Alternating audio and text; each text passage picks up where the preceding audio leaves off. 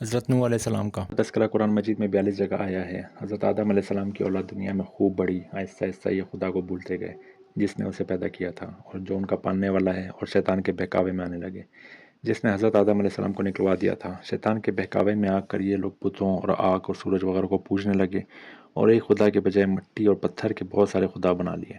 اپنے ہاتھ سے خدا بناتے اور پھر ان سے مانگتے، حالانکہ یہ مٹی اور پتھر کے خدا اپنے لیے کچھ نہیں کر سکتے تھے، ان کے لیے کیا کرتے؟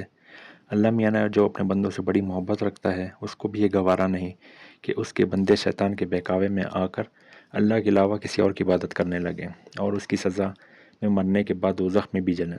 اللہ پاک نے حضرت نوح علیہ السلام کو اپنا نبی بنا کر بھیجا۔ اس زمانے میں لوگوں کی عمریں بہت بڑی ہوتی تھیں۔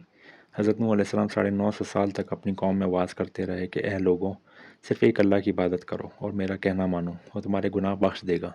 لیکن لوگوں نے حضرت نوح علیہ السلام کی باتوں کو نہ مانا اور اپنے کانوں میں انگلیاں دے ڈالیں اور کپڑے اوڑھ لیتے تاکہ حضرت نوح علیہ السلام کی آواز کانوں تک نہ پہنچ سکے۔ حضرت نوح علیہ السلام ہمت نہ ہارے اور وہ برابر سمجھاتے رہے اور کہتے رہے، اے لوگوں، اللہ سے معافی مانگو، وہ بڑا معاف کرنے والا ہے۔ وہ تم پر آسمان سے بارش برسائے گا تاکہ تم خوب اناج پیدا کر سکو اور اس کے ذریعے سے بڑے بڑے باغ پیدا کر دے گا، ان میں نہریں پیدا کر دے گا، تمہیں مال و دولت دے گا اور بیٹے دے گا۔ تمہیں کیا ہو گیا کہ تم خدا کو نہیں مانتے، حالانکہ اس نے زمین، آسمان، چاند، سورج بنائے، اس نے تم کو مٹی سے پیدا کیا اور پھر اس مٹی میں تم ایک دن مل جاؤ گے اور پھر قیامت کے دن اسی مٹی سے تم کو دوبارہ زندہ کر دے گا۔ لیکن لوگوں نے اپنے بتوں کو نہیں چھوڑا اور حضرت نوح علیہ السلام سے کہنے لگے، ہم اپنے بتوں کو ہرگز نہ چھوڑیں گے، اور ہم تو تم کو اپنا جیسا آدمی ہی دیکھتے ہیں اور تمہارا کہنا بھی صرف چند غریب لوگوں نے مانا اور ہم تم کو جھوٹا سمجھتے ہیں۔ حضرت نوح علیہ السلام نے کہا کہ اے میری قوم، میں تم کو جو نصیحت کرتا ہوں اس کے بدلے میں تم سے کوئی مال و دولت نہیں چاہتا، اور جو غریب آدمی مسلمان ہوئے ہیں اور اللہ پر ایمان لائے ہیں ان کو میں اپنے پاس سے تمہارے کہنے سے نکالوں گا نہیں۔ اگر میں ان کو اپنے پاس سے نکال دوں تو خدا کے عذاب سے مجھے کون بچائے گا؟ اگر میں ایسا کروں گا تو میں بہت ناانصاف ہو جاؤں گا۔ ان کی قوم کے لوگوں نے کہا، اے نوح علیہ السلام، ہم نے تم سے جھگڑا بہت کر لیا، اگر تم سچے ہو تو جس عذاب سے تم ہم کو ڈراتے ہو وہ لے آؤ۔ حضرت نوح علیہ السلام نے کہا، جب اللہ تعالیٰ چاہیں گے عذاب لے آئیں گے۔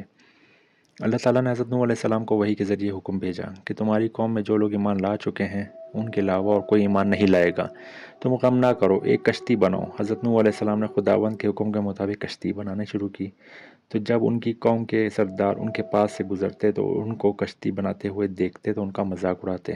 حضرت نوح علیہ السلام کے مذاق کے جواب میں کہتے ہیں کہ آج مذاق کر لو، جب کل تمہارے اوپر عذاب آئے گا تو اس وقت ہم تمہارا مذاق اڑائیں گے۔ آخر کل اللہ تعالیٰ کا عذاب اس کے وعدے کے مطابق آیا، زمین سے پانی نکلنا شروع ہوا اور آسمان سے بارش شروع ہوئی۔ اللہ تعالیٰ نے حضرت نوح علیہ السلام کو حکم دیا کہ سب جانوروں کو ایک ایک جوڑا کشتی میں سوار کر لو، اور جو لوگ تمہارے اوپر ایمان لے آئے ہیں یعنی مسلمان ہو گئے ہیں ان کو سوار کر لو۔ حضرت نوح علیہ السلام نے اس کشتی میں سوار ہونے والوں سے کہا کہ اللہ تعالیٰ کا نام لے کر اس کشتی میں سوار ہو جاؤ کہ اس کا چلنا اور ٹھہرنا اسی کے ہاتھ میں ہے، اللہ تعالیٰ بڑا بخشنے والا اور مہربان ہے۔ کشتی ان سب کو لے کر لہروں میں چلنے لگی، تو اس وقت حضرت نوح علیہ السلام نے اپنے بیٹے سے کہا، بیٹا ہمارے ساتھ سوار ہو جاؤ اور کافروں کے ساتھ مت ہو۔ اس نے کہا، میں کسی پہاڑی پر چڑھ جاؤں گا اور وہ پانی سے بچا لے گا۔ حضرت نوح علیہ السلام نے کہا، آج خدا کے عذاب سے سوائے خدا کے اور کوئی نہیں بچانے والا۔ اتنے میں دونوں کے درمیان ایک پانی کی لہر اٹھی، وہ ڈوب گیا، اور پھر خدا تعالیٰ نے زمین کو حکم دیا کہ اپنے پانی نگل جا، اور آسمان کو بھی حکم دیا کہ پانی برسنا بند کر دیں، یہاں تک کہ پانی خشک ہو گیا اور تمام کافر دنیا میں ختم کر دیے گئے۔ حضرت نوح علیہ السلام کی کشتی وجودی کے مقام پر ٹھہری۔ حضرت نوح علیہ السلام نے اپنے پروردگار سے عرض کیا، اے میرے رب، میرا بیٹا بھی میرے گھر والوں میں سے ہے، آپ کا وعدہ سچا ہے۔ یعنی حضرت نوح علیہ السلام کا مطلب تھا کہ اللہ تعالیٰ نے آپ نے وعدہ کیا تھا کہ تیرے گھر والوں کو اس طوفان سے بچا لوں گا، پھر میرا بیٹا کیوں ڈوبا؟ تو خداوند تعالیٰ نے فرمایا کہ اے نوح، تیرا بیٹا تیرے گھر والوں میں سے نہیں تھا کیونکہ اس کے عمل اچھے نہیں تھے۔ میں تجھ کو نصیحت کرتا ہوں کہ ایسی بات نہ کر جو تیرے علم میں نہیں۔ حضرت نوح علیہ السلام نے اللہ پاک سے توبہ کی اور اپنے کہنے کی معافی چاہی۔ اللہ پاک نے ان کو معاف کر دیا اور حکم دیا کہ اے نوح، ہماری طرف سے سلامتی اور برکتوں کے ساتھ اتر۔ اس کے بعد حضرت نوح علیہ السلام کی امت سے دنیا بسی اور آہستہ آہستہ ان کے بال بچے آباد ہوتے گئے۔ یہ سب لوگ خدا کی عبادت کرتے رہے۔ ان کے بعد زمانہ گزرتا گیا اور آہستہ آہستہ شیطان نے پھر بہکانا شروع کیا، تو یہ لوگ خداوند تعالیٰ کو بھول گئے۔ حضرت نوح علیہ السلام جو اللہ تعالیٰ کے اتنے بڑے پیغمبر تھے، اپنے بیٹے کو اس کے برے کاموں کی وجہ سے اللہ تعالیٰ کے عذاب سے نہیں بچا سکے۔ اسی طرح اگر ہمارے ماں باپ اللہ کے کتنے ہی ولی کیوں نہ ہوں، اگر ہمارے عمل اچھے نہیں ہوں گے تو وہ ہم کو اللہ تعالیٰ کے عذاب سے نہ بچا سکیں گے۔ ہم کو اپنے بزرگوں کے نیک عمل کا سہارا نہیں لینا چاہیے، بلکہ اللہ اور اس کے رسول اللہ صلی اللہ علیہ وسلم کے بتائے ہوئے کاموں پر عمل کر کے نیک بننا چاہیے۔ اسی وجہ سے اللہ تعالیٰ نے قرآن مجید میں کہا ہے، اگر تم ایک ذرہ برابر نیکی بھی کرو گے تو ہم بدلہ تم کو دیں گے، اور ایک ذرہ برابر بھی برا عمل کرو گے تو وہی تمہارے سامنے آ جائے گا۔